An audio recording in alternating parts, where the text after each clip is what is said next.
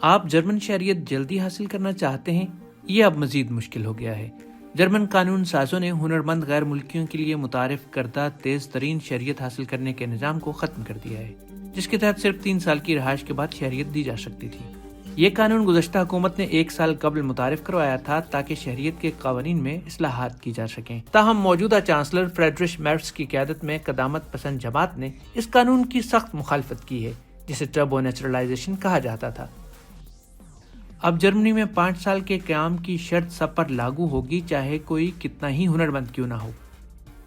Opposition جماعتوں کا کہنا ہے کہ ایسے وقت میں یہ ایک غلط فیصلہ ہے جب جرمنی کو ہنرمند غیر ملکی کارکنوں کی اشد ضرورت ہے۔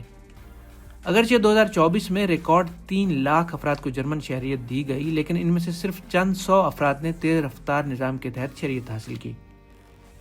حالیہ برسوں میں جرمنی میں امیگریشن کے خلاف جذبات میں اضافہ ہوا ہے، جس کی ایک وجہ مقامی سہولیات پر بڑھتا ہوا دباؤ ہے۔ مہاجرت مخالف رجحان نے دائیں بازو کی جماعت الٹرنیٹیو فار جرمنی کو کچھ سروے میں پہلی پوزیشن تک پہنچا دیا ہے۔